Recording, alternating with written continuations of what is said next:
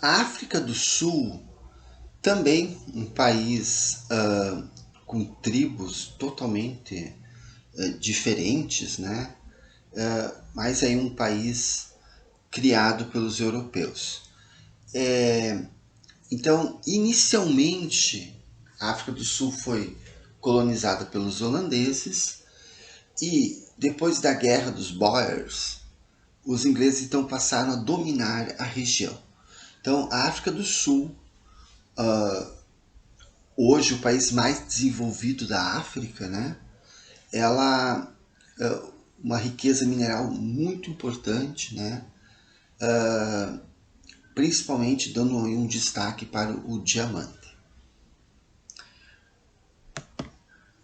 A partir de 1911, uma série de leis foi imposta aos negros pelos Afrikaners, né, que eram os descendentes dos holandeses, e pelos ingleses, que dominavam o país, então que viviam na África do Sul e donos de quase tudo, exploravam os negros, né, a grande maioria da população pobre. Em 1948, ocorreu a institucionalização do regime de segregação racial, o apartheid. Então, em outras palavras, o racismo, o preconceito virou lei, né? Então, a institucionalização, o apartheid. O preconceito racial era então amparado pela lei, pela Constituição do país, gerando então uma situação explosiva, né, entre brancos e negros. É aqui um exemplo, né, uma praia exclusiva para brancos. Então, os brancos tinham privilégios, tinham poder econômico, a elite colonial europeia. O apartheid era, na prática, um racismo institucionalizado e oficializado por leis. Os direitos eram distribuídos de forma rigorosamente desigual, de acordo com a cor dos indivíduos. A segregação racial era generalizada e podia ser comprovada na educação, nas praias, no cinema, nos hospitais, nas ambulâncias, nas bibliotecas. Por exemplo, havia uma ambulância para negros e havia ambulância para brancos, né?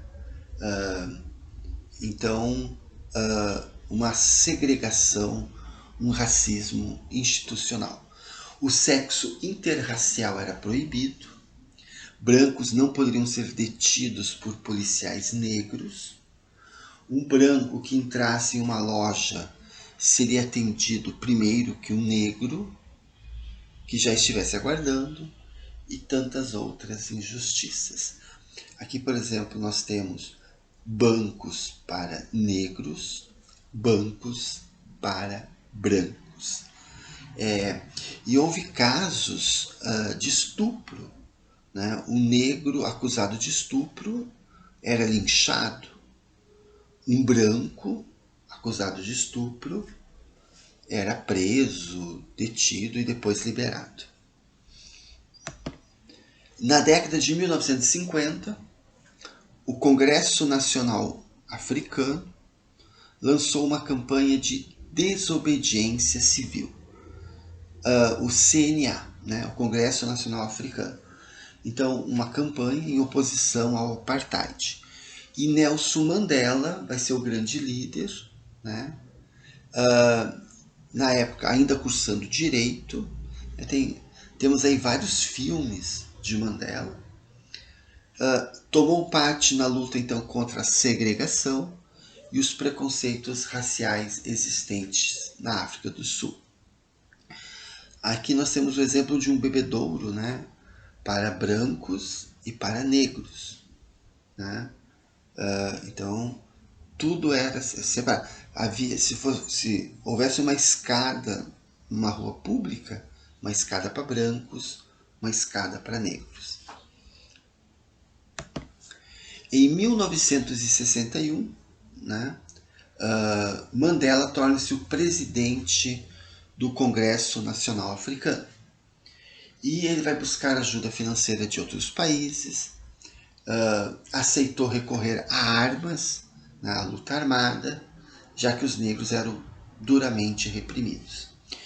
Inclusive, nós temos aqui, né, o Dia Internacional da Luta contra a Discriminação Racial, né, no dia 21 de março de 1960. Então, ocorreu aí um protesto pacífico que foi duramente reprimido, matando aí 69 pessoas. Quem vê imagens da época, esses protestos pacíficos, os negros chegavam dançando. Eles protestavam dançando, né? E a polícia reprimia com violência. Então, o Mandela viajava sem autorização do governo, né? Lembrando que havia bairros para brancos, bairros para negros. Negros não podiam circular livremente nas áreas dominadas pelos brancos, né? Mas o Mandela, ele incentivava greves, manifestações, e todas essas atitudes eram consideradas criminosas. E depois de atentados, né, e tudo mais, Mandela foi condenado à prisão perpétua. O regime racista da África do Sul provocou indignação, então, da opinião pública internacional, né? Então, nós tínhamos aí, em pleno século XX, um racismo, então, institucional, o apartheid, e a opinião pública começou a questionar isso. E vamos lembrar que lá nos anos 60, nós temos o Martin Luther King, a Rosa Parks. Então, nos Estados Unidos também tinha uma campanha contra o racismo, né? Os negros também sofriam preconceitos. Também havia bebedouros para negros e brancos em alguns estados do sul dos Estados Unidos. Então, a África tinha o apoio de grandes potências, né? O governo, né, da África do Sul tinha o apoio de grandes potências. Então, esse governo branco, ele resistiu porque os Estados Unidos apoiavam, né? Aí entra o contexto da Guerra Fria, entra a disputa, né? A África do Sul era um país capitalista, né, que tinha o apoio dos ingleses, né, dos Estados Unidos. Então, nos Estados Unidos havia racismo também, disfarçado, mas havia. E na Inglaterra, o apoio então para combater o socialismo. Tropas sul-africanas ajudavam a combater o socialismo em Angola e Moçambique, duas ex-colônias portuguesas que vão virar países socialistas. Então, o governo branco da África do Sul atendia aos interesses dos Estados Unidos, da Inglaterra. E vamos lembrar também que a África do Sul fornecia o diamante, né, para a elite branca. Aí mais um líder aí, né, o Malcolm X, lá nos Estados Unidos. Bem, as sanções e retaliações que a África do Sul sofria foram se ampliando com o tempo. Então, o mundo começou a pressionar, né, a África do Sul. Então, o país estava proibido de participar de competições internacionais, como os Jogos Olímpicos e a Copa do Mundo, né? Tanto é que a Copa do Mundo só aconteceu na África do Sul depois do fim do apartheid. Economicamente, o país também foi atingido uma vez diante das pressões internacionais, e para não manchar sua imagem, várias empresas, né, a IBM, a Kodak, a General Motors, o Citibank, começaram a se retirar do país. Então, houve toda uma pressão. O Mandela, que passou 27 anos preso, colaborou também com essa pressão, né? Ele mandava cartas para a ONU, para governos. Então, o Mandela deixou a luta armada e na prisão ele vai defender o fim, né? Mandando cartas e tudo mais. Tem vários filmes, vários livros que falam sobre o Mandela na prisão. E um deles, uma dessas histórias que chamou a atenção, foi que, enquanto estava na prisão, ele aproveitou para estudar. E ele chamou vários líderes, né, que estavam na prisão junto com ele, vários negros, né, e dizia para eles aprender inglês. E esses negros, né, esses outros presos diziam, por que nós vamos aprender a língua dos nossos dominadores? E aí Mandela dizia, né, vamos aprender a língua dos dominadores para nós entender eles, para nós compreender quem são os nossos dominadores. E aí então, com o fim da Guerra Fria, o governo branco, né, racista, ficou mais fraco ainda, porque agora não existia mais a União Soviética, não havia mais, o socialismo deixou de ser um perigo, né? O socialismo, o comunismo, né? Esse risco morreu com a Guerra Fria, né? Então a África do Sul perde, né, digamos assim, aquele apoio que ele tinha, que ela tinha contra o socialismo, né? O governo branco.